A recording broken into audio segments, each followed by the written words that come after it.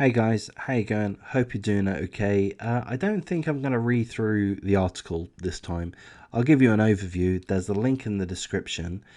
I'm going to tell you what happened in this incident, and I'm going to tell you about the recent reduction of the boy's sentence, the perpetrator's sentence. Um, and I'm not really in a position to give you too many thoughts or my thoughts in it or my commentary in regards to it, because I really don't know what to think, to be honest. I'm pretty confused about this subject. I don't know what the best answer would be. I doubt there is a best answer. Very difficult situation.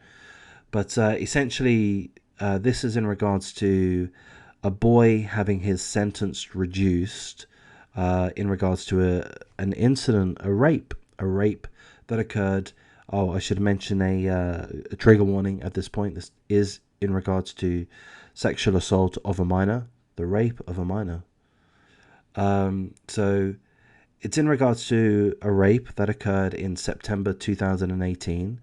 A boy who at the time was 13 years of age, the girl, his classmate or schoolmate, was 14 years of age. This happened in Queensland, Australia. And during the lunch break on the last day of school, he raped his classmate. Um, Neither party can be identified for their protection, of course. The article tells us a little bit about the interaction. The boy approached the girl, brushed her hair off her face, tried to kiss her. The girl pushed him away. As she tried to leave, the boy grabbed her arm, dragged her into a brick alcove that you weren't allowed to go to. Perhaps it was out of sight. I don't want to go into too much details, but essentially he was threatening to hit her. He was manhandling her, and he violated her, and he raped her.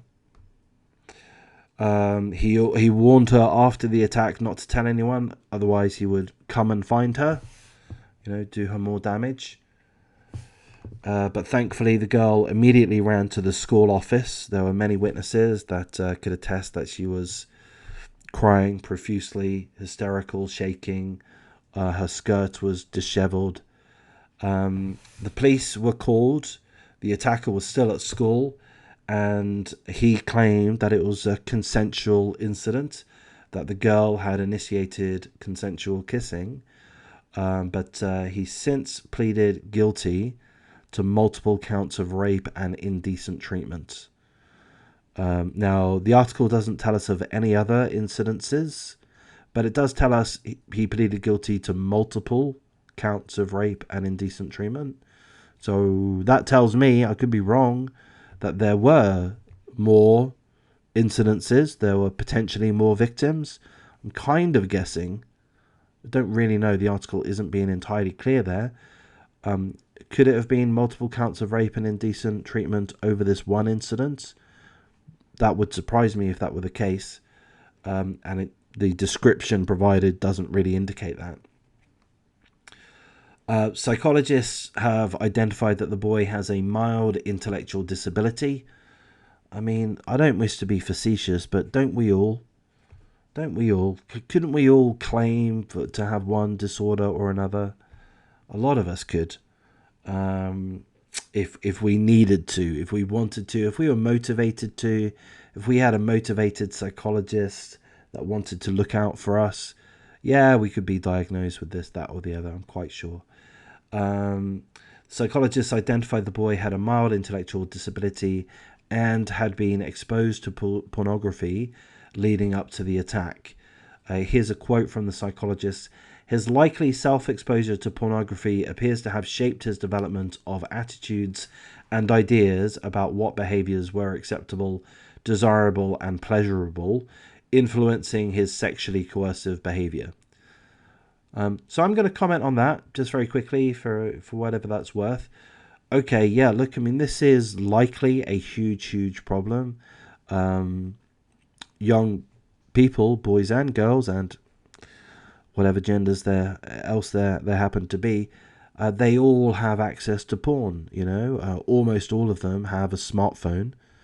And despite the parents' best efforts, I'm sure any child over the age of 10 probably is going to be able to overcome whatever parental blocks are put onto the phone or the tablet, whatever device. They're going to be able to access porn one way or another.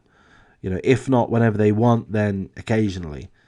And I would imagine some boys in particular overexpose themselves. I would imagine that's a very big societal phenomenon, and I would imagine that it is a problem to some extent. I don't think it's necessarily the case that every young person that is exposed to porn all of a sudden turns into, a debauched, violent rapist. I don't think that's the case. It's going to have an influence, certainly. It's going to give misrepresentations. Children are going to misinterpret things, sure. But I can't imagine that. I don't know what I'm talking about, by the way, but I can't imagine that being enough to turn a sound, sane child into a rapist. I mean, it's a bridge too far, is it not? To commit significant, severe sexual assault, then you're really harming the other person, obviously, and you'd be fully aware that you're harming the other person, you're hurting the other person. You'd be aware of that, I'm quite sure. The psychologist also said that he is a moderate to high risk and could reoffend. So there's a moderate to high risk that the teen could reoffend.